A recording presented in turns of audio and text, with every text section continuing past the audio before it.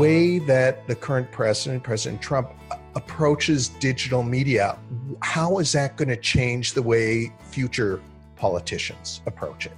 It's a story more about accessibility. So I think, the root there is more politicians, successful politicians, are going to be looking for ways to make themselves more accessible.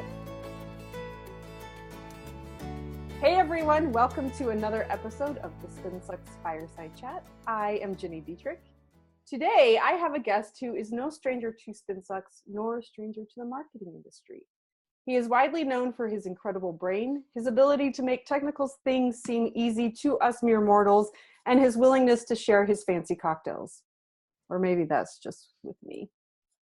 I met Andy Crestodina when he first blogged for SpinSucks in 2010. I had to look it up. It was 2010.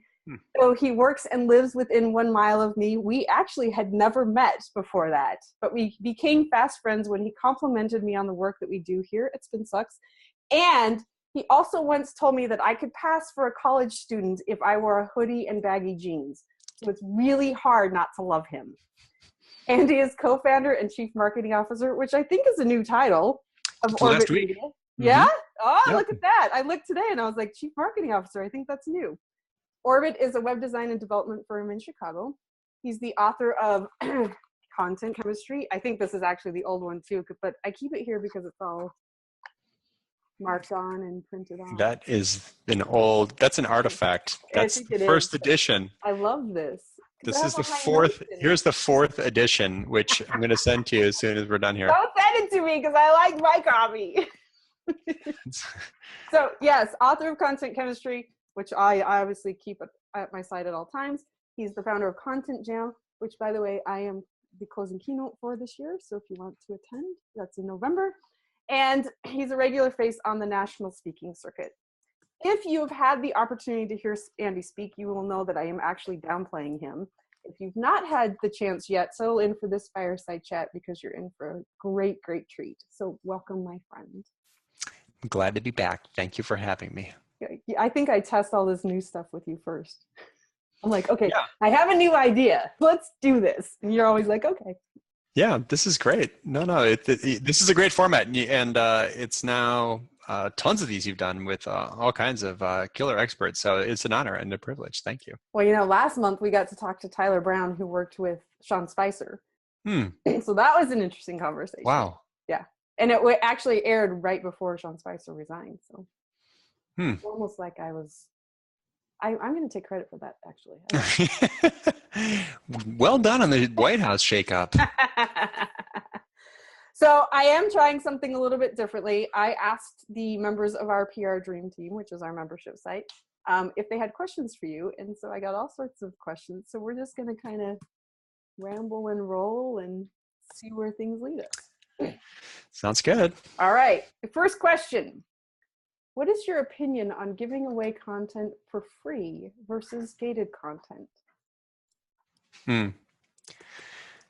Well, I am slightly biased toward free content as a reader and as a marketer because I am not known for gating anything. And I know that it's effective. I know it's a good way to build your list. I don't think that the subscribers that you gather from gated content are as high quality as the true fans or word of mouth referrals that you would otherwise get. I think we have to be realistic. When people get through that gate, they were subscribing, but not really. Sure. They wanted the piece of content. Right. They wanted the present. Yep. I think that it's the right idea in a way because I would call that the fourth P. The 3 Ps for effective email sign-up forms are prominence. The form should be very visually prominent. Promise, tell them what they're going to get and how often, and proof, offer some evidence. This is our community. The PR Dream Team. This is our community of engaged members, and there's X number of members. Here's a testimonial from a member or a subscriber. So yeah, a good email sign-up form if you're trying to gather and grow your list, gather email addresses, should be prominent, have a promise, and have some kind of social proof. But the fourth P, present, is so powerful. Have you ever seen a case study that said that they didn't work? No, I don't think I have. They always work, right? Yeah. They work. So I have nothing against them, but I think that it's not true for those who think that they must do them. It's not true to say that that's the only way to do it. There are people who have so many pop-ups and slide outs and like sumo me and like the the little thing in the corner down here, that there is fatigue among those visitors, and we are just looking for that X to close it as fast as we can, what most people do.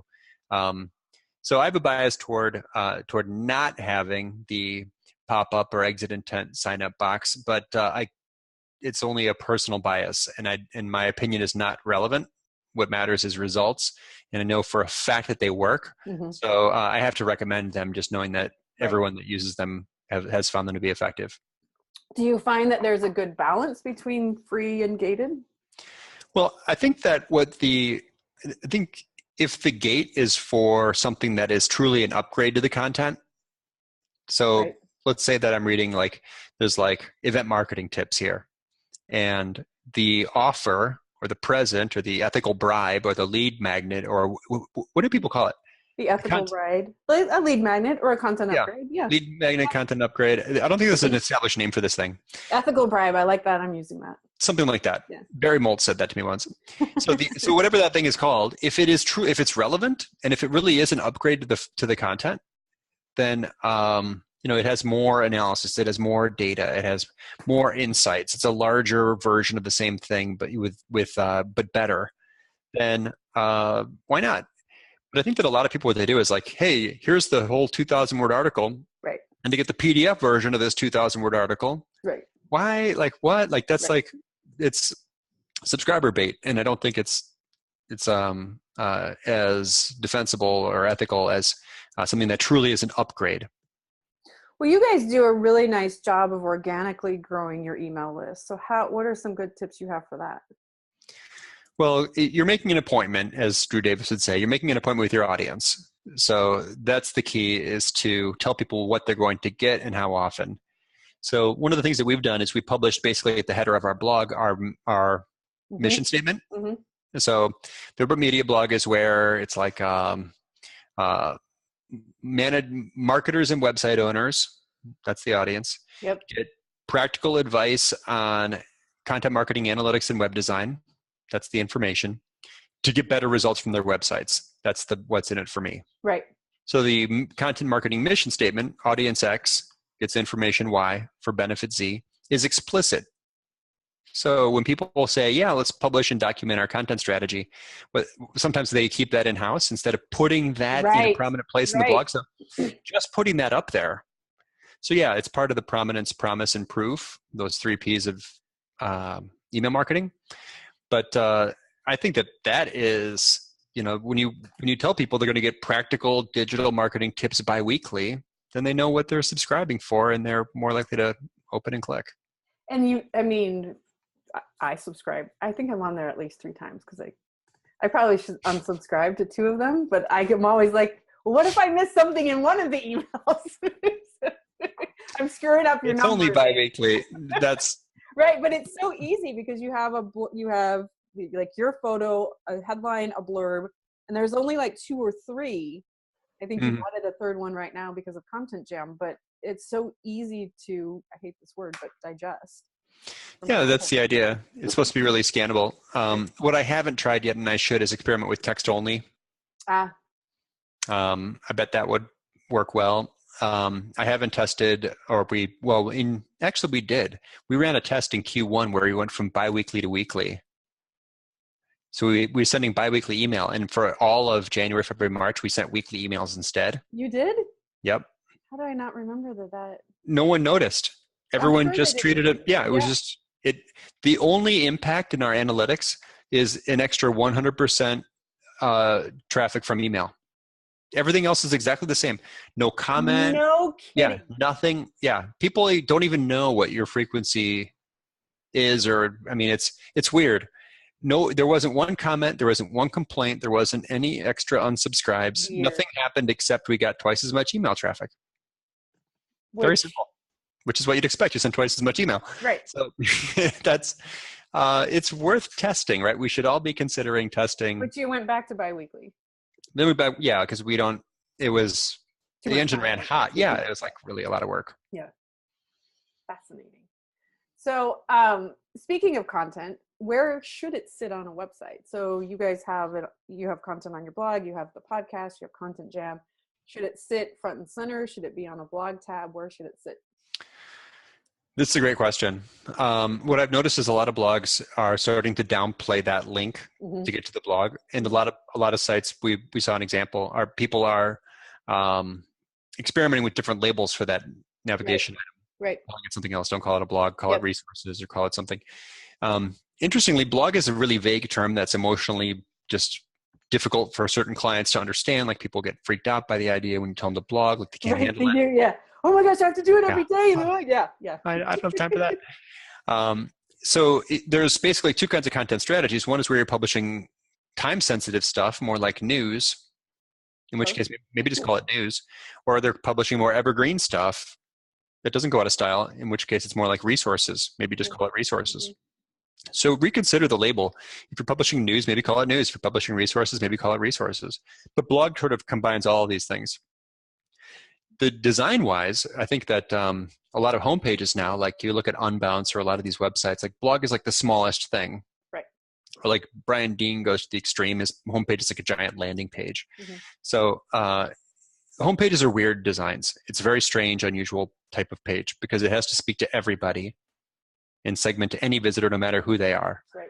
So it's one of the few pages on your regular website where I think it makes sense to link off to your blog, right? Or to promote blog content. So 2/3 of the way down our homepage, we have links to articles, and you can go from there to the blog.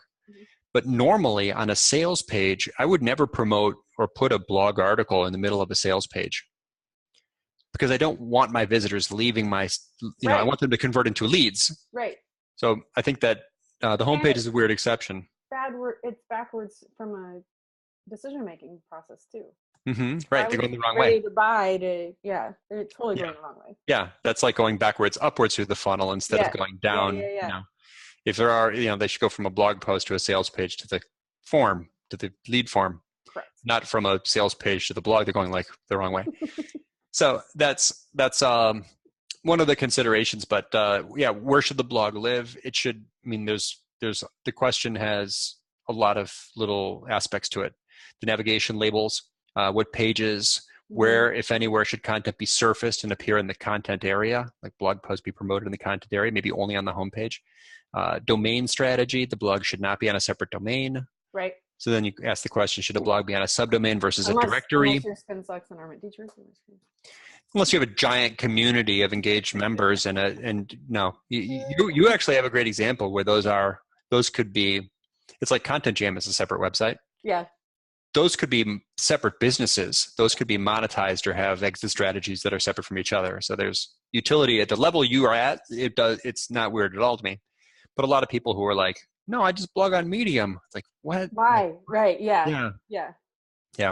So that's those people who don't produce that much content. Please blog on your domain. Please. Like, why would you? Yeah, if someone, you can benefit from a link to your blogs. Anyway, so that's these are all considerations like usability and conversion optimization and the funnel. But generally speaking, I think that we have two parts to our website. The content marketing for most businesses, like B2B services. Yep. We have the content marketing part of our website, like the blog. And those pages are optimized to convert visitors into subscribers. Then we have the sales part of our website, which is the products and services and programs. And those pages are optimized to convert visitors into leads. So although blogs may link to the sales pages, and although the word blog or resources might be in the navigation, right, they're really very different parts of our sites. So do you have a very strong opinion on testimonials and where they should be, and hint for viewers everywhere, not on one testimonial page, but is content kind of the same? Resources, news, whatever you want to call it? Well, if the content is a story that supports your business case, for example, maybe like a white paper or a case study, that makes the case that, if you're looking at a service, like let's say we do reputation management. We're a PR company. We do reputation management. And we've got a case study about reputation management. It would make sense to address that or surface some of that content on the reputation management service page. So yeah, if the content is relevant Got it. Yep. to the service, it should appear there. One of the problems is that, like testimonials, people have a case study that's relevant to a service that's like way over there. Right. That's, maybe there shouldn't be a page for case studies.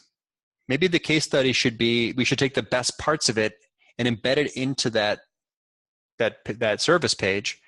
And I mean, I was just on a client site recently, or it's a new client, we haven't done their site yet, but they had like these amazing quotes from Microsoft, deep, like on page 2 of these case studies. You're like, and I'm like, that's like homepage headline? Like, right. that's amazing. Like, why did you put it down there? Oh, well, it's part of the case study. Wait, you don't think like this is X, therefore it belongs in that bucket. Ask yourself, where would this chunk of content or statistic or quote or visual be most effective? Forest, trees. Yeah. Let's get out of here. Yeah. Stand back. Let's look at the forest. Yeah. That thing would be amazing over there, because that's the topic. That's where all those things live, right? That's where web design and digital marketing. It's sort of like a Jedi mind trick. You're guiding the visitor through a series of thoughts where they get more educated and more trusting. And the call to action is right there at the bottom, ready for them to click. Don't expect them to piece together this case and go, over there for a testimonial and over there for a case study. Right. Yeah. I like that idea of structuring out there. All right. So as we're talking about content, we want to think about quantity versus quality. And one of the things that, if you have the Yoast plugin, it just about probably 6 weeks ago said, okay, 300 words is no longer the minimum. It's 900 words. Oh yeah. And everybody on my team freaked out. So we are definitely hearing conflicting reports about how long a blog post should be when you consider readability and user preference, and do I prefer digestible versus longer form? What actually ranks better in Google? And you actually just wrote about how great writing leads to high rankings. So I'm curious if this changes with algorithm changes at Google. Yeah, so there's people who read marketing advice want prescriptive advice. Yes. They want to be told exactly what to do. Yeah. Yes. Like the Yoast plugin. Great. I know I'm doing my job because I did what this thing said and the light turned green. Correct. So first we'll give some general prescriptive advice, knowing that that's risky and that if it was all formulaic, that robots could do our jobs, which doesn't seem to really be the case right now. Well, might be 5 years from now, though. Yeah. The next Fireside chat, they'll be like, right. it'll be like Siri talking to Google, and we'll be, you'll be like, Alexa, tell Jenny to do this. Yeah. Oh, now Siri. She's going to talk to me. Sorry. Yeah. Siri, book an appointment with Andy's Alexa with some interesting questions. And then I'll be like, Alexa, answer Siri's request. So the prescriptive advice would be things like this. The average blog post right now is like just over 1,000 words. Yep. According to our survey. The average high-ranking page in Google is something like 1,500 words. The numbered lists and list posts tend to do well in click-through rates and open rates. So write highly formatted content that's super scannable for top-of-funnel engagement, right? These are things that, like, lots of research shows these. The BuzzSumo headlines research is scary information, right? That you can, like, almost, if you took those formulas, you'd write some extremely formulaic and probably super high click-through rate type headlines. If you haven't seen that, I can share that. It's crazy, like what the combinations of words, this is why these 12 stunning photos will make you cry tears of joy. Like, that's like, it's all 3-word trigrams. Put them together. Like, I totally click on that. I totally click on it too. Yeah. Yeah. So there's very formulaic ways to do these things. And sure, there's definitely advice that longer content ranks higher in search, or high ranking pages tend to be long. Pages that rank for longer key phrases also tend to be longer content. Sure. So having said that, there are better ways to think about marketing. And I never count words while I write. My goal in each case is to write the best piece on that topic that I can from the angle and that audience that I'm talking to. Yep. And then afterwards, I might just for just satisfaction's sake, to select that part of the Google Doc and go to tools and do word count, and it says 1,200 or it says 2,000, and that's fine. But the Stephen King book of writing would say, write what you write and then take 10% out. Or add 10%. Yeah, that's what I worry about. Are people going to take this advice for like long content ranks higher and just fluff up their... Fluff it up, yeah. That's terrible. Yeah. Don't fluff it up. Take that stuff. So here's 2 tips. Your content, one for content marketing content, one for service and sales pages. For content marketing content, if you want to make that thing longer, make it better and more detailed and more exhaustive by answering more questions. Yep. Someone said, hey, will you comment on this article I wrote about how to use Quora? Like, it's a nice article, but the meat of it was really very, very short. Quorans want research, use data. Like, you could have added a lot more about how to use Quora well. So yeah, keep answering, keep adding more insights and answering that question from more angles. That's a great way to make your content better and therefore longer. For sales pages, people say, oh, if I want to rank for a reputation management company, I need to make a page that's 1,200 words. Yeah, but again, we talked about evidence and testimonials. If you want to make that a better page, keep building up your case by adding more evidence and testimonials. Love it. And stories. Yep. So don't fluff up your service pages by trying to think of another paragraph to add about reputation management. Add more evidence, case studies, data, statistics, stories, examples, testimonials. Then you're going to make it a better page. And by the way, it also happens to be longer. So the goal isn't to make it a longer page. The goal is to make it a better page. And quality correlates with length. Quality is what ranks. It's not that we shouldn't say that long pages rank. We should say great pages rank and tend to be long. Mm-hmm. Great pages tend to rank. Great pages also tend to be long. So it's a correlation, not causation. So one of the things that you said to my mastermind group last November when you met with us in person was make the very best page on the internet for your topic. And I think that just keeps coming back. It doesn't matter if it's 1,200 words or 2,500. It's so hard to do, and for people that are serious about search, especially, that should be your goal. Right. The other thing I tell people is, Google famously has 2,000 math PhDs on staff. Yeah. If you make an amazing page, there are 2,000 math PhDs trying to help you. Yeah. If you made a crappy page and tried to get it to rank, there are 2,000 math PhDs trying to stop you. Right. So I want these 2,000 math PhDs trying to help me. I want them on my squad. So I just wrote a post. It's like the beginner's guide to content marketing, or then I changed the focus a little bit, and then it became like how to start a blog. But that thing was about 20 hours of work. I made a video. I got 10 contributor quotes. You're in there. Yeah, I added you to it. You're in this article. I actually, that's the only time I count words is when you say to me no more than 300 words, and I'm like, crap. Let's take these words out and these words out.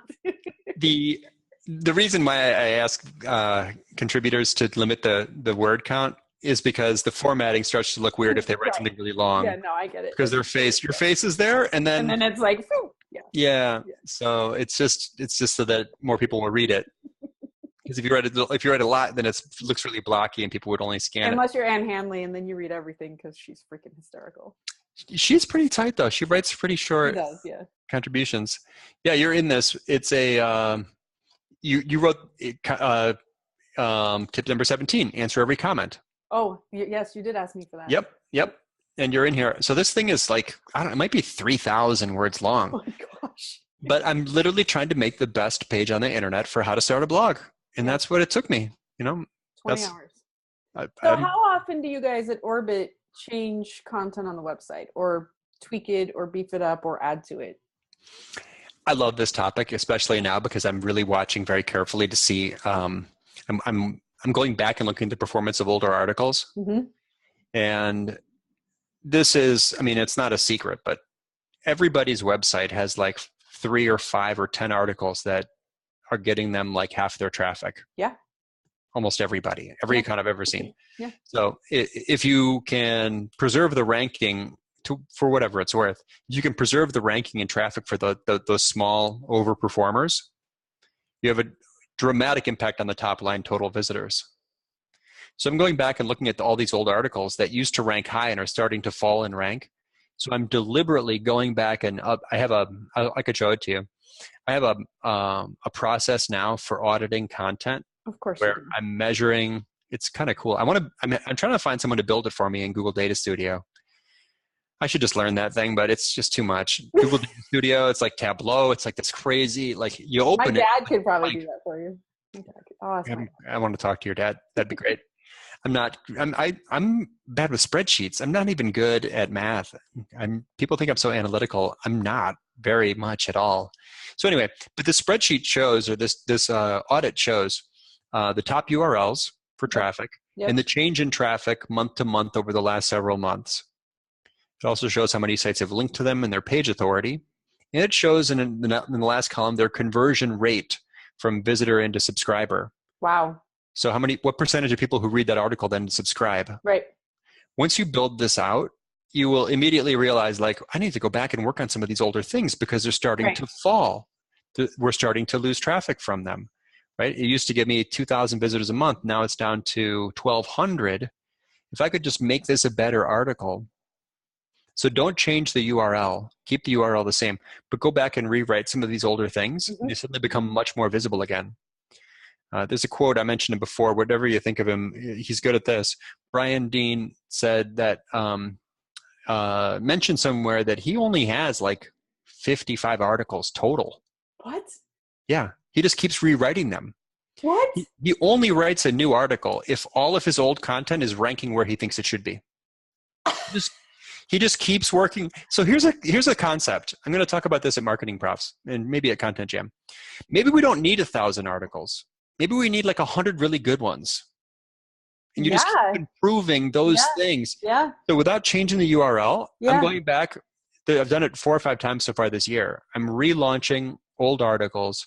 And like a launch, this is something you're good at. Like have a launch psychology, a launch mentality around your content. Yep. Relaunch older things that are starting to decline in performance, or relaunch older things that are starting to, that do convert well. Maybe that's the greater glory. It's hard, but yeah, I'm updating older content, but it's very specific, and it's things that either convert really well, good mousetraps, or they are starting to decline in performance, which is like the cheese is going bad. Yeah. The stinky cheese, good mousetraps and stinky cheese get rewritten. There is a headline for you. So actually that leads us to our last content segment, which is for a friend, I was doing some research on desk side briefings the other day, and I type in desk side briefing into Google, and lo and behold, the featured snippet is Spin Sucks. And I was like, well, look at that. I didn't try for that. But also the blog post that it's in the featured snippet is from 2007, and it's uncategorized. So, which means in 2007, we had no idea what we were doing. Like, I'll just admit it.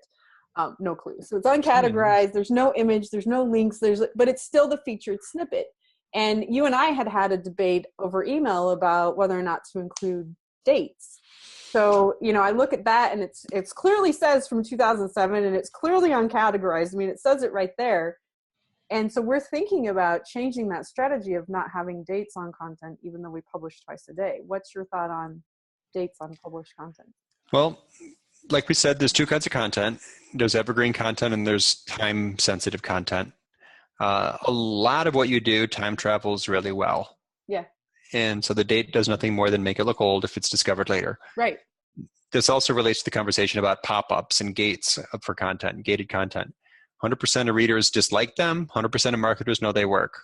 This advice is similar. Dates on your content, 100% of readers will say they want the date. And I'm going to get skewered in your comments, and I understand that. And so this recommendation is really for people as marketers, not for the readers. I know as a reader, you want the date. I like to see that too. It's more information. It's useful. I can see it at a glance, and it helps me, consume the piece.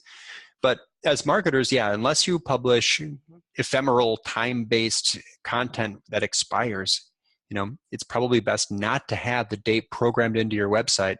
You can still mention the date in the first sentence. You can put the date in the headline. The content can include the date. I'm not saying hide the date when it's important. If I publish research, I sometimes do. I always put the date in there. It's just that my blog design and programming doesn't automatically put the date in. I just saw an example this morning that was interesting. They had the month and the date, but not the year. And I couldn't tell, like, was this like 4 years old or this year? Yeah. Interesting. But generally speaking, for people that are not publishing news, or, you know, if it's not about Sean Spicer or something like that, like, it's fine. Like, it would be fine to not have the date in there if it's helpful, useful, evergreen content that doesn't go out of style. You're committing to updating it, like we just said, right? If you're not showing the date, you should actively keep it updated, because it's irresponsible not to. Otherwise, you're promoting, you know, stuff that's old, sharing the age. So my recommendation for most bloggers with most content strategies, yours is maybe not necessarily relevant here, but remove dates from blogs. Yeah, I think you're right. Unless it's a media site, it doesn't make a lot of sense, because it is. Most people's stuff is evergreen. Yeah. You know, 5 tips for reputation management. Yeah. Did that really? That doesn't change. A lot of that stuff changes Your very, very example slowly. might change, but yeah, the basic of it does not change. Yeah. So, but people really get angry. People yell at me. I know. I know. Like, they don't like that advice. But I could show you before and after results. I mean, I can show you the difference. Right. So, like, is your content promoted in search? In which case, it's going to be up there for a long time. You know, are you using a tool like Edgar to keep stuff in rotation? I get it's mostly the date. Something that I had, if it had a date, it would mostly just be telling people that it's old. Yeah. And they'd be less likely to get value from it. Yeah. Well, that featured snippet, I mean, I'm kind of embarrassed that that's what's there. So I'll be fixing that. So now we have the easiest part of our fireside chat, which is our speed round. Cool. I'm going to ask you a dozen or so questions, and you are going to answer with the first thing that comes to mind. Oh, I should have prepared for this. Did you send prep? I did not send them to you. I didn't have a chance. Okay. I know. That's why I Clear did. my head. Right. You ready? Yes. What's your favorite blog? That would be my own blog. Can I answer that way? Because it generates traffic for me. I mean, my 3 favorite websites are orbitmedia.com, Wikipedia, and Quora. That works. Yeah, I have to say that because it's the one that I get results from. Although, and it's very good content. Well, thank you, but I feel selfish in saying that. But that was the first that came to mind. Like, all right, that works. Favorite podcast? I am listening to Manager Tools. Oh. And it's outstanding. Really? Yeah. They kind of ramble. It is, by some metrics, the #1 business podcast. It's not a marketing podcast. Yeah. But it's 2 guys who are like experts at management, and they give amazing advice on managing your calendar, how to handle email, meetings, you know, agenda meetings. Yeah. Giving employee feedback. Manager-tools or managertools.com. I think they have both domains. It is, there's hundreds of them. It's been around for years. If you scroll down to the very bottom, the ones especially on giving employee feedback are fantastic. Tons of them are great. So Manager Tools. All right, cool. I like it. What book has changed your life? Book. These are hard questions. These are not hard questions. I still quote The 7 Habits. Cool. All right. That works. I quoted it the other day. It's hard not to love that book. I mean, it's that universal. Yeah. I think about it a lot. You know, we had a tough client meeting today, and I was talking to the project managers ahead of time, and like, listen, this is how we're going to start this meeting. We're going to listen, because listening is oxygen. And I feel Covey still, after having read that 20 years ago. 20 years ago, probably. Yeah. Yeah. Amazing. Well, that's timeless. He could put a date on it, or not have to. What is your favorite cocktail? I'm drinking lots of this one called The Last Word. Oh, yeah? Yeah. What is The Last Word? It's a gin drink. It's easier to make that an aviation. Aviations I'm not very good at. If I could, I'd make aviations. But The Last Word is lime. Yeah. Simple syrup, or maraschino, gin, and green chartreuse. Ooh. It's like a little bit of an herbal. But they're amazing. They're delicious. But my other cocktail tip lately is, you ever have Manhattans at home? Yeah. You have some sweet vermouth? Yeah. Try this. Sweet vermouth and LaCroix. Ooh, all right. It's a day drinking, like, yeah, it's like Right. how to day drink like a Spaniard. Just put soda in sweet vermouth. It's awesome. Right. Soda, I don't know if it has a name. If anyone has a name for this one, let us know. Huh. Soda and sweet vermouth. All right, I will try it. Now, this is not on my list, but am I the only person who you forced to share your drink with? That's not something that, yeah, that's just you. This is you. I love sitting next to you because you'll be like, try this. And I'm like, I have my own drink. Just try it. Here, let me pour some in your glass. What were we drinking? Was it that You good? do it all the time. Every time I sit next to you in a restaurant. I can't think of anyone else. I think it's just you. That's Ginny only. Oh, cool. I feel special. Red Vines or Twizzlers? Twizzlers. Uh-huh. That's always the case. Poor Red Vines. Bike riding or running? I don't like running at all. I don't like running either. Bike riding is great though. Yeah. Yeah. Are you still doing divvies at all? Yeah. Yeah. Yeah. Although I got my bike out, I've been riding the bike. Oh, did you? Yeah. Good for you. I'm a fan. Blocks or Legos? Right now it's blocks. Yeah. Legos, you That's why I can't do asked Legos very well. Not yet. He's still little. Yeah. Legos are coming soon. Couple I years. can't wait. Couple years. Yeah. What was your last vacation? I went camping a week and a half ago. Was that vacation? To Starved Rock for Oh, 3 you did? I've Yeah. never been there. It's nice. That's what I've heard. Yeah, it's beautiful. It's small. I mean, if you wanted to like run the trails, Yeah. you probably have to run them. You do several Multiple times. Yeah. I mean, it's not like that spread out, but beautiful. Was it crowded? Geography. It is kind of the top state park in Illinois. Like I think, it's pretty crowded. Yeah. But not so bad. I don't know. It was great. It's great. There's a lodge. You could do it like hotel style and just eat breakfast in the lodge and then walk the trails, and you guys would have fun with it.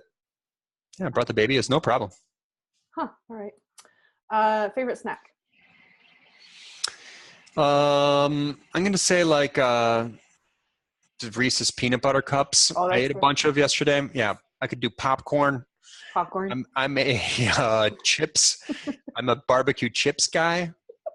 And then, but all of those are destroyed by the number one contender, which is Lucky Charms.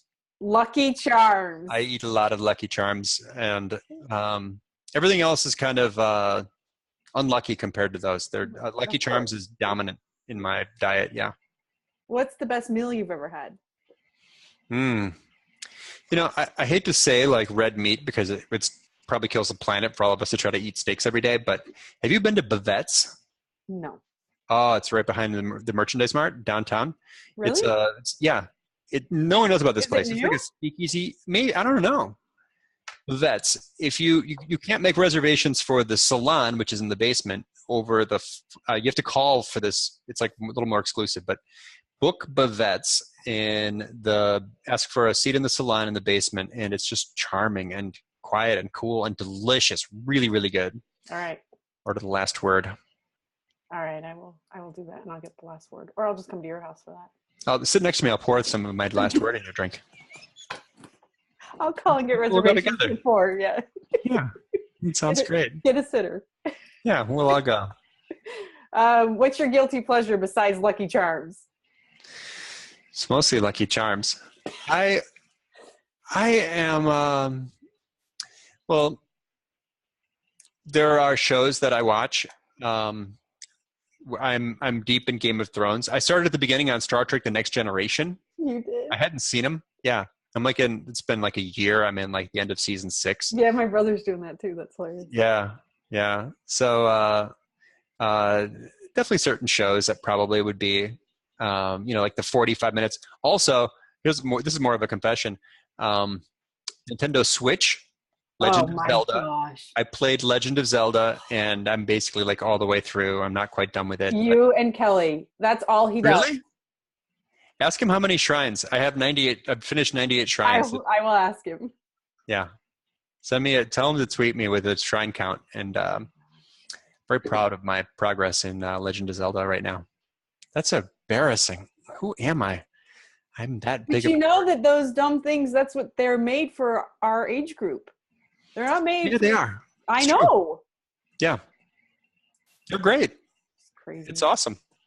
Yeah. On Prime Day, I bought him one, which, by the way, was supposed to be for Christmas. And then he found it. So now I have to come up with a new Christmas gift. Tell them to drop me a line, and I want to hear. Yeah. Do you have Super Mario Brothers yet? I have no idea. Or Mario Kart? I have no idea. Oh, Mario Kart's great on the Switch. I have no idea what's on there. Get Mario Kart. It's a great multiplayer game. It's a driving game. It's so fun. Oh, it's great. You're going to love it. You have to go to the new Whole Foods on Belmont because they have all the old arcade games for free. Do they? Yeah. Wow. Yeah. That place is We huge. go. Addie stands up on a chair. She plays Miss Pac-Man. It's awesome. Cool. I'm going now. All right. What's next for Andy? Finish the year strong. We're going to hit our goals. I'm very happy with the team and the clients and the projects, and things are really going well. Content Jam is coming up. After that, I'm launching the blogger survey is going on now again. Oh, it is. Okay. Yeah, if you'd like to contribute, happy to get you in there. We have a and then after that, I need to update the book. Ew. So you'll be 5 editions behind. This is before the yellow one. This is version 4. I'm not giving this up. I mean, you signed it. It has all my notes in it. That's the one where I designed the cover. I know, it's beautiful. That is old. It's like vintage. It's vintage. I like it. I like my old stuff. Will I see you at Content Marketing World? Yeah. All right. Yeah, I got to book a hotel. It's my road trip with Kyle and Amanda. You guys always drive. It's amazing. Kyle, the K train. We'll be there. Don't get a speeding ticket this time. Oh, I know. I shouldn't drive. You should not drive. I'll make Kyle Do you drive. want me to edit that out, or can I keep it? I'm totally keeping it. You can leave it in there. It's a public service announcement. Anybody driving through Indiana, Do not speed. don't speed in Indiana. No, they're looking for you. Andy, thank you. So good to see you. My pleasure. Say hi to Kelly and Addie. I will say hi to your people. Will do.